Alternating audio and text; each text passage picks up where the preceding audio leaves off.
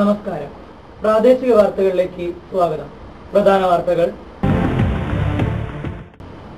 കാട്ടൂർ ശ്രീ അമ്മയ്യകുമാരേശ്വര ക്ഷേത്രത്തിൽ കൊടിമര നിർമ്മാണത്തിന്റെ ഉളിയൊപ്പ് കർമ്മം നടന്നു.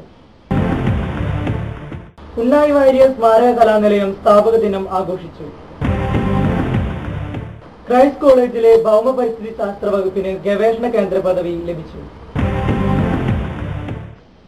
വാർത്തകൾ വിശദമായി. കാട്ടൂർ ശ്രീ അമ്മയ്യകുമാരേശ്വര ക്ഷേത്രത്തിലെ കൊടിമരത്തിന്റെ പണികൾക്ക് ആരംഭം കുറിച്ചുകൊണ്ടുള്ള ഒളിവയ്പ് കർമ്മവും പുതുതായി പണിയുന്ന വായനശാലയുടെ കട്ടിളവയ്പ് കർമ്മവും നടന്നു.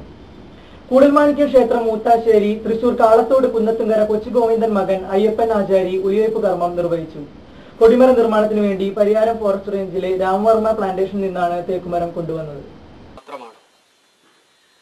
ഇതില് നമുക്ക് ഇങ്ങനെ ചെയ്യാനുള്ള അവസരവും അതിനോടനുബന്ധിച്ച് നമുക്ക് ഇതിവിടെ കൊണ്ടുവന്ന് ചെയ്തു തീർക്കാനുള്ള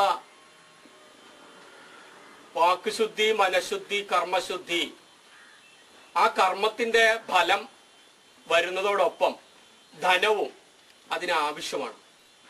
ആ ധനത്തെ ഏറെക്കുറെ എത്തിച്ചു തന്നതുകൊണ്ടാണ് ഇത്രയും വരെ എത്തി നിൽക്കുന്നത്.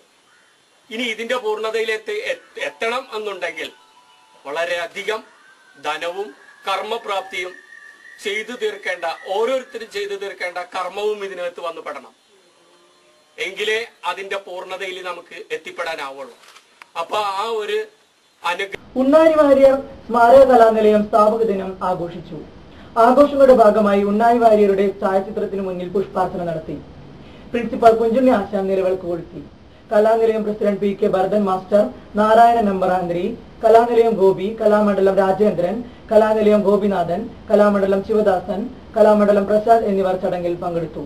ഇരിഞ്ഞാലക്കുട ക്രൈസ്റ്റ് കോളേജിലെ ഭൗമ പരിസ്ഥിതി ശാസ്ത്ര വകുപ്പിന് കോഴിക്കോട് സർവകലാശാലയുടെ കീഴിലെ ഏക ഗവേഷണ കേന്ദ്രം എന്ന അംഗീകാരം ലഭിച്ചു.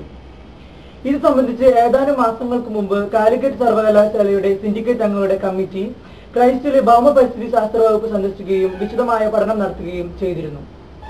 അക്കാദമിക് ഗവേഷണ രംഗങ്ങളിലെ മികവാർന്ന പ്രവർത്തനവും അധ്യാപകർക്ക് ലഭിച്ച അംഗീകാരങ്ങളും അടിസ്ഥാന സൗകര്യങ്ങളും വിലയിരുത്തി സിൻഡിക്കേറ്റ് അംഗങ്ങൾ യൂണിവേഴ്സിറ്റിക്ക് വിശദമായ റിപ്പോർട്ട് നൽകിയിരുന്നു.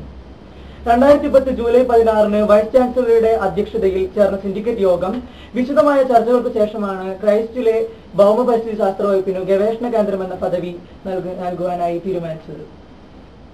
കേന്ദ്ര സംസ്ഥാന ഗവൺമെന്റുകളുടെ ഗവേഷണ പദ്ധതികൾ ഏറ്റെടുക്കുവാനും ഡോക്ടറേറ്റ് പഠനത്തിനു വേണ്ടി ഗവേഷണ വിദ്യാർത്ഥികളെ തെരഞ്ഞെടുക്കുവാനും ഭൗമ പരിസ്ഥിതി ശാസ്ത്ര വകുപ്പിന് ഇതുമൂലം സാധിക്കുമെന്ന് ക്രൈസ്റ്റ് കോളേജ് അധികൃതർ അറിയിച്ചു. പ്രാദേശിക വാർത്തകൾ കഴിഞ്ഞു. നമസ്കാരം.